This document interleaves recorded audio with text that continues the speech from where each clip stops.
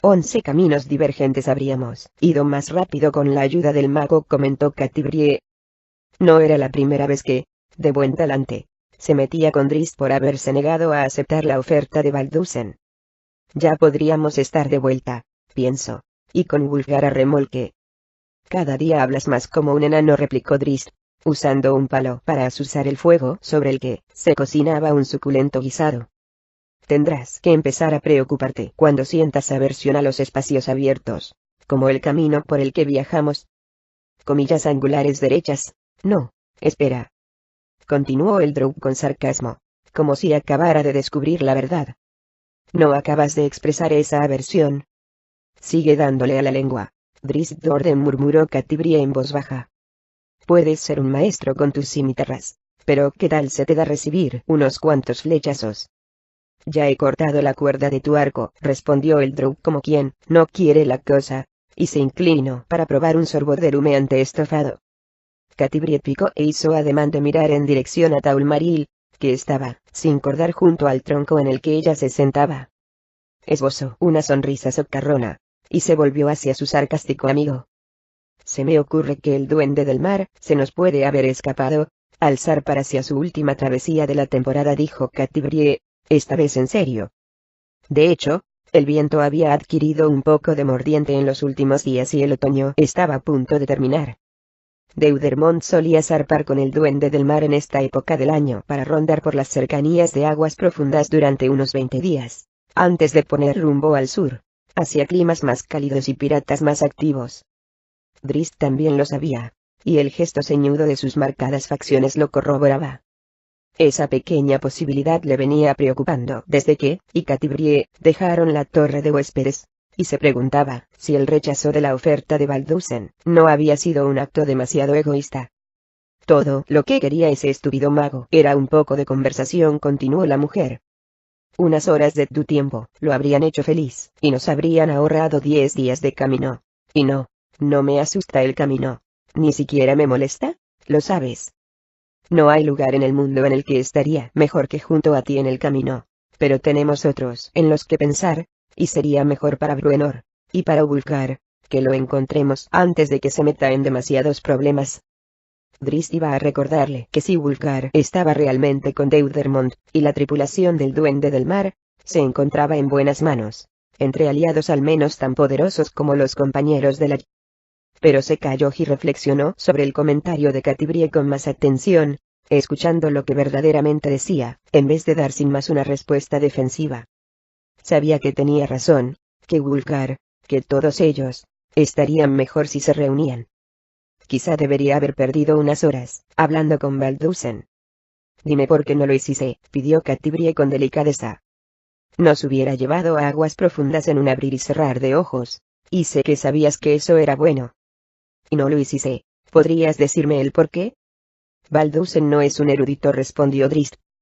Catibrie se inclinó, y le arrebató la cuchara, luego la hundió en el estofado, y, apartándose el pelo castaño rojizo de la cara, tomó un bocado. No apartó la vista de Drizzt, indicando con su expresión inquisitiva que debía explicarse más. Lo único que le interesa de Menzoberranzan es averiguar si puede sacar algún provecho personal, nada más, remarcó Drizzt. ¿No tiene deseos de mejorar el mundo? Solo esperaba que yo explicara algo que pudiera ofrecerle una ventaja que explotar.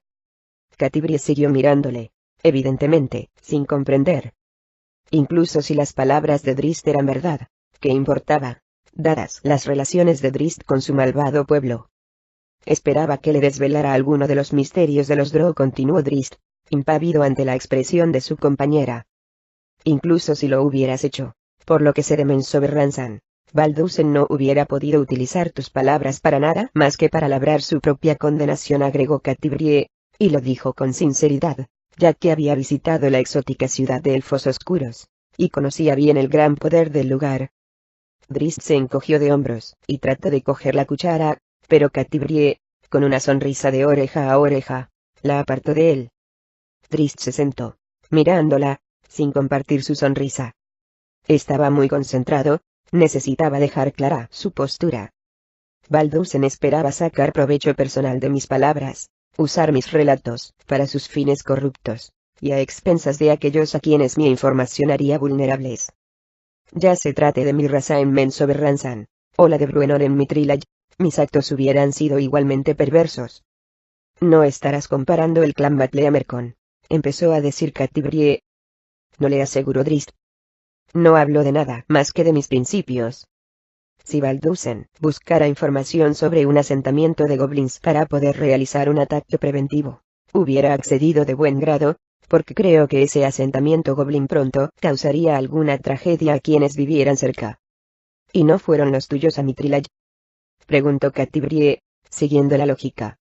Una vez admitió Drist. Pero por lo que sé, mi gente no quiere volver al mundo de la superficie en busca de botín y violencia. Por lo que sabes. Por otro lado, nada de lo que le dijera a Baldusen habría prevenido las incursiones de los elfos oscuros, continuó Drist a toda prisa, para que Catibrie no pudiera atraparle en una contradicción. No, lo más probable es que el muy estúpido habría ido a Mensoberranzan solo, o con otros, en un intento de robar algo importante. Eso provocaría en los elfos oscuros un deseo asesino de venganza. Catibrie iba a hacer otra pregunta, pero se limitó a reclinarse hacia atrás, con la mirada fija en su amigo. Estás haciendo unas cuantas suposiciones, dijo finalmente. Drist no pareció disentir. Pero comprendo que consideres que no debes mezclarte con aquellos que no tengan intenciones honorables. ¿Respetas eso?, preguntó Drist. Catibrie hizo lo que podría ser un gesto de asentimiento con la cabeza. Entonces dame la cuchara, dijo el elfo oscuro con énfasis. Me muero de hambre. En respuesta, Catibrie se movió hacia adelante, y hundió la cuchara en la cacerola, luego la levantó hacia los labios de Drist. En el último momento, cuando el Drow cerró sus ojos color violeta por el vapor, la mujer se llevó la cuchara a sus labios. Drist abrió los ojos y su expresión de sorpresa y enfado se vio vencida por la mirada juguetona de Catibrie. De repente se abalanzó sobre ella, y la derribó del tronco para intentar arrebatarle la cuchara. Ni Drist ni Catibrie podían negar que no había ningún otro lugar donde querrían estar. Las paredes se cernían alrededor del pequeño grupo, una combinación de riscos oscuros de color gris y marrón y pendientes de hierba verde. Unos pocos árboles salpicaban a los lados del desfiladero, plantas pequeñas y delgadas, incapaces de encontrar terreno firme, o echar raíces a mucha profundidad en el terreno rocoso. El lugar era perfecto para una emboscada, comprendió Lelorinel, pero semejante posibilidad no preocupaba lo más mínimo ni al elfo ni a los otros 4 miembros del grupo. Seilacre y sus bandidos controlaban aquel desfiladero. Lelorinel había sorprendido a la líder del grupo, la mujer de pelo castaño llamada Jenny, haciendo sutiles señales hacia los picos. Obviamente había centinelas emplazados en ellos. No se escucharían contraseñas, sin embargo, ya que no se oía nada a más de una docena de pasos. A lo lejos, Lelorinel oía el ruido constante del río que había erosionado este barranco, que ahora fluía bajo tierra, bajo la pared de la izquierda mientras ellos avanzaban hacia el sur. Justo delante, a cierta distancia, el oleaje tronaba contra la costa rocosa. El viento soplaba desde atrás. El viento frío proveniente del Valle del Viento Helado escapaba de la tundra a través de aquel paso de montaña. Lelorinel se sentía extrañamente cómodo en aquel lugar inhóspito y abandonado. El elfo experimentaba un sentimiento de libertad, alejado del desorden de una sociedad que nunca le había interesado demasiado. Quizá podía esperar más de su relación con Seilacre, pensó Lelorinel. Quizá después de que acabara el asunto con Drizzt Do'Urden, Lelorinel podría quedarse con la banda de Cree, sirviendo como centinela en aquel desfiladero. Por supuesto que todo dependía de si el elfo seguía con vida después de enfrentarse al letal elfo oscuro. Y la verdad era que, a menos que Lelorinel encontrara la manera de recuperar el anillo encantado que llevaba Jenny, esa era una posibilidad muy remota. Sin ese anillo en su poder, ¿se atrevería Lelorinel a enfrentarse al elfo oscuro? El elfo se estremeció, y fue por sus pensamientos, no por el gélido viento. El grupo pasó por delante de pequeñas aberturas, respiraderos naturales para las cavernas que servían de hogar a Seilacre en el montículo de 30 metros de altura que quedaba a la izquierda, una serie de cuevas situadas por encima del curso actual del río. Tras una curva del desfiladero, llegaron a un amplio nicho natural, y a una entrada de caverna aún más grande, un lugar donde tiempo atrás el río se abrió paso a través de la piedra caliza. 3 centinelas estaban entre los peñascos de la pared interior, agazapados en la oscuridad, lanzando huesos, y comiendo carnero casi crudo, con sus pesadas armas al alcance de la mano.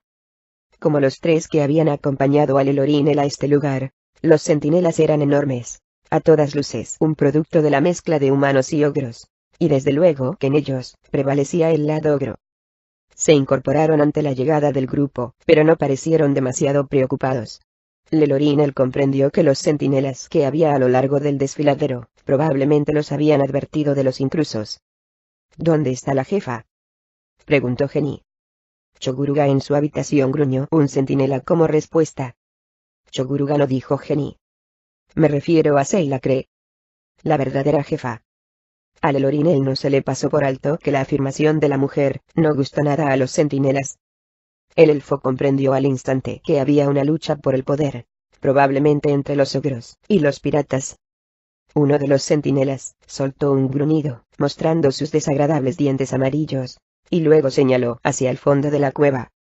Los 3 soldados que les acompañaban recogieron antorchas y las encendieron. Los viajeros prosiguieron por una ruta serpenteante a través de una miríada de espectaculares grutas naturales. Al principio Lelorinel pensó que estaban rodeados de agua que fluía en forma de gráciles cascadas a lo largo de los laterales del túnel, pero cuando se fijó, la verdad se hizo evidente. No era agua, sino formaciones de roca que había dejado el viejo río, piedra caliza solidificada en forma de cáscara aún húmeda como consecuencia de las lluvias. Grandes túneles salían del principal, muchos de ellos subían en espiral, otros se ramificaban al mismo nivel, y a menudo formaban cámaras llenas de rocas enormes. Cuántas formas distintas abrumaron los sentidos del elfo habituado a la superficie. Imágenes de animales y armas, de amantes enlazados y grandes bosques, de cualquier cosa que fuera capaz de imaginar Lelorinel. Era una criatura del bosque, una criatura de la luna, y nunca había estado bajo tierra. Por primera vez en su vida, el elfo entendió por qué los enanos y los halflings, los gnomos y otras razas preferían el mundo subterráneo al de la superficie. No, cualquier otra raza no, se recordó enseguida Lelorinel. No los drow, esos demonios de piel de ébano que vivían en cuevas sin luz.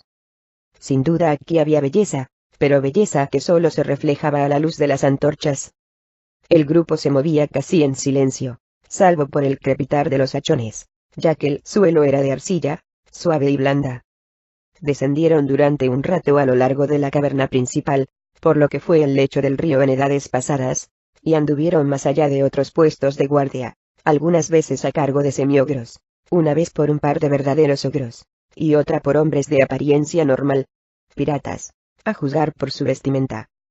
Lelorinel lo captaba todo, sin prestar mucha atención, demasiado preocupado por el próximo encuentro, la importantísima súplica que tenía que hacer a Seilacre. Con la ayuda de Cree, Lelorinel podía encontrar el final de un largo y obsesivo camino. Sin ella, Lelorinel probablemente acabaría muerto y olvidado en uno de aquellos corredores laterales. Y aún peor, para los sentimientos del elfo, Drizzt Do'Urden seguiría vivo. De pronto Geni giró a un lado, por un estrecho pasillo lateral. Tanto Geni como Lelorinel tuvieron que pasar a gatas por debajo de un gran saliente de roca sólida. Sus 3 compañeros, más grandes, tuvieron que tumbarse y reptar. Al otro lado, había una caverna amplia de formas sorprendentes, que se ensanchaba hacia arriba y hacia la izquierda, y cuyo techo de estalactitas quedaba muchos metros por encima de sus cabezas. Geni ni lo miró, pero en cambio, centró la vista en una oquedad pequeña en el suelo, dirigiéndose a una escalera de mano que estaba colocada en la pared. Bajó, seguida de un guardia, luego Lelorinel, y luego los otros 2 guardias. Tras descender un centenar de escalones, llegaron a otro corredor, y al final de este se encontraron en otra caverna. Era una gruta enorme, abierta al suroeste, que daba a la bahía rocosa y el mar. El agua caía desde muchas aberturas en los muros y el techo, puesto que aquí el río desembocaba en el mar. En la cueva estaba el quilla sangrienta, amarrado en la pared occidental. Había marineros por todas partes que reparaban los daños de la jarcia y el casco.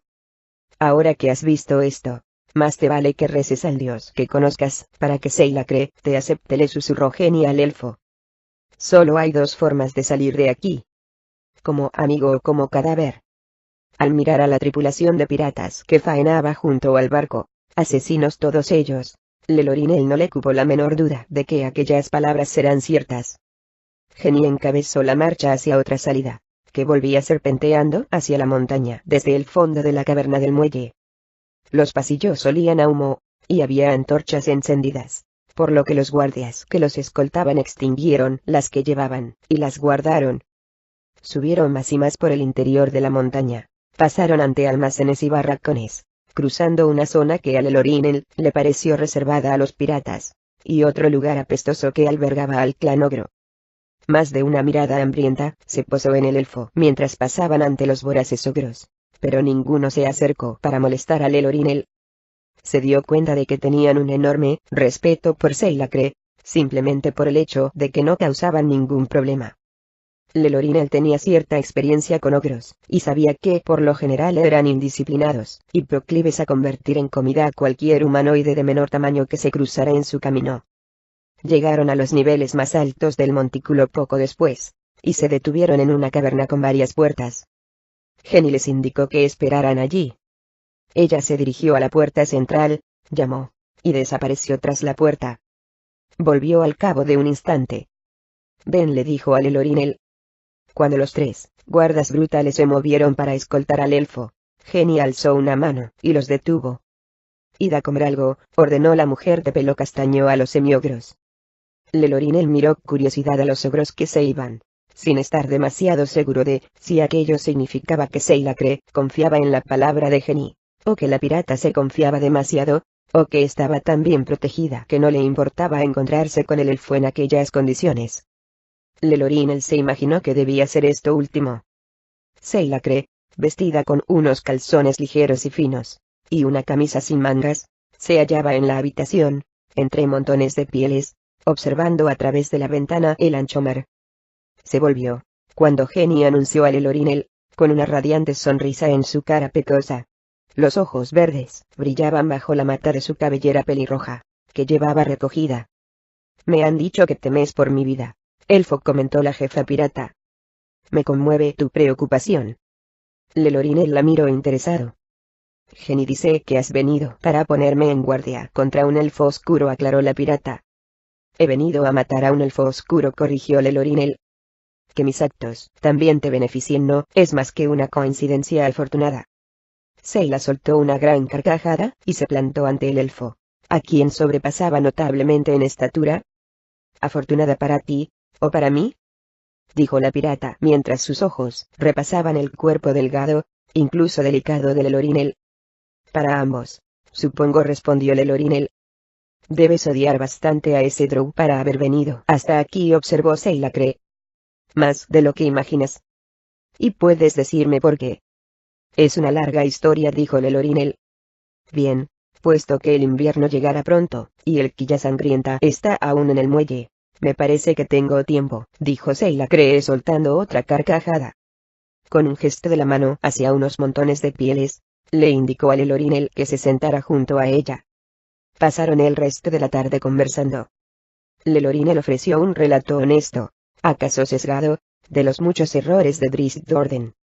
Seilacre escuchó con atención, al igual que Jenny, y una tercera mujer, Bellany, que entró poco después de que el elfo empezara la historia.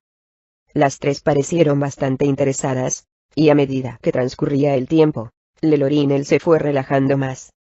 Cuando acabó la historia, Bellany y Jenny aplaudieron, pero enseguida se interrumpieron y miraron a Seilacre en busca de una señal. Una buena historia, decidió la jefa pirata. Y creo en tus palabras. Comprenderás que tenemos que hacer muchas comprobaciones antes de que te dejemos campar a tus anchas. Por supuesto, asintió Lelorinel, haciendo una ligera reverencia. Entrega tus armas, y te instalaremos en una habitación, explicó Seilacre. Ahora mismo no tengo un trabajo para ti, por lo que puedes descansar de tu largo viaje. Al acabar de hablar, la pirata extendió la mano. Lelorinel se lo pensó un instante, y decidió que Gre y sus compinches, en especial la llamada Bellany, de la cual Lelorinel había llegado a la conclusión que lanzaba conjuros, debía de ser una hechicera, hacían de la entrega de sus armas algo simbólico. dirigió una sonrisa a la feroz pirata, y le entregó la daga y la espada. Supongo que encuentras esto divertido, dijo Drizzt secamente, mientras que intentaba respirar. Yacía en el suelo, boca abajo, con 270 kilos de panteras sobre sus espaldas. Había llamado a Guenhwyvar para que cazara algo mientras él y Catibrie continuaban su pelea en broma por el estofado, pero Cati le susurró algo a la oreja de Glen, y la pantera, evidentemente leal al género femenino, había derribado a Drizzt con un gran placaje. Unos metros más allá, Catibrie disfrutaba a conciencia del estofado. Tienes una pinta un poco ridícula, admitió la mujer entre bocados. Drizzt gateó, y casi consiguió escapar de la pantera. Guenhwyvar le dejó caer una garra enorme sobre el hombro, extrajo sus arpas, y los sujetó bien. Sigue ofreciendo resistencia, y Guen se dará un banquete, comentó Catibrie. Me las pagarás, dijo Drizzt en voz baja, mientras entrecerraba los ojos color lavanda.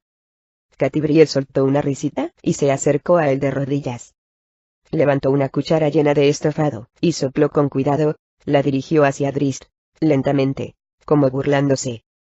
Cuando estaba a punto de alcanzar su boca, la retiró de pronto y engulló allá el bocado. Sin embargo, su sonrisa se desvaneció cuando vio a Guenhwyvar, disipándose en una nube gris. El felino protestó, pero la orden de su amo, Drizzt, no podía ser desobedecida. Catibrie salió disparada hacia el bosque con Drizzt pisándole los talones. Casi enseguida, la atrapó con un placaje en el aire, derribándola en el suelo, y luego usó su asombrosa agilidad y su fuerza para darle la vuelta y sujetarla.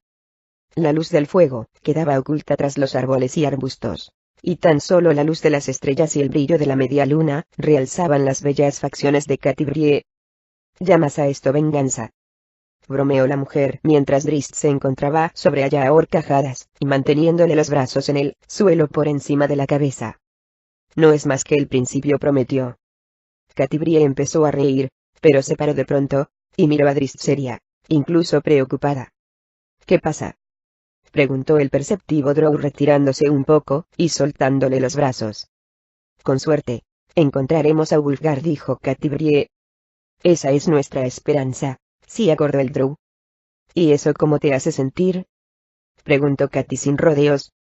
¿Cómo debería sentirme? Drizzt se sentó más erguido, y la miró con fijeza. ¿Estás celoso?, preguntó Catibrie.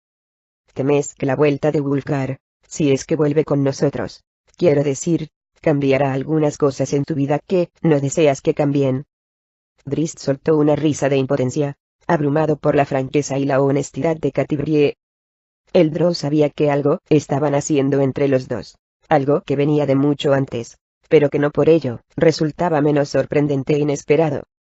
Catibrie había amado a Wulfgar, incluso se habían comprometido antes de su aparente fallecimiento en Mithril, de manera que, ¿qué pasaría si Wulfgar volvía ahora? No el Wulfgar que había huido, el Wulfgar que había golpeado a Catibrie, sino el hombre que ellos conocieron, el hombre que había prendado el corazón de Catibrie. Espero que la vuelta de Wulfgar no afecte nuestra relación de manera negativa, preguntó. Claro que lo espero. Y dicho esto, tengo esperanzas de que Wulfgar vuelva con nosotros. Por supuesto que sí. Y rezo porque haya salido del agujero, porque vuelva a ser el hombre que una vez conocimos y amamos. Catibrie se puso más cómoda, y no lo interrumpió. Su expresión de interés lo incitó a proseguir. No deseo vivir mi vida marcada por los celos, empezó Drizzt, después de encogerse de hombros. Y no puedo pensar en esos términos, con respecto a ninguno de mis verdaderos amigos. Deseo que Wulfgar regrese tanto como tú lo deseas. Mi felicidad será mayor, si el orgulloso y noble bárbaro con quien solía correr aventuras vuelve de nuevo a mi vida. Comillas angulares derechas en cuanto a nuestra amistad, y en que puede convertirse, continuó Drizzt con búsqueda, pero con la misma confianza en sí mismo que le había conducido lejos de la malvada Menzober Ransan, y que le había llevado a superar muchas aventuras y decisiones difíciles desde entonces. Comillas angulares derechas, vivo mi vida lo mejor que puedo, dijo después de esbozar una sonrisa melancólica, y encogerse de hombros. Actúo con honestidad, y de buena fe, y tengo la esperanza de que las cosas cambiarán a mejor. Solo puedo ser este Drow que ves ante ti, tanto si vuelve Wulfgar como si no. Si nuestros corazones nos impulsan a una relación más profunda, ocurrirá. Si no, se calló, sonrió y volvió a encogerse de hombros. Ya estás divagando otra vez, dijo Catibrie. ¿No se te ha ocurrido que deberías callarte y besarme?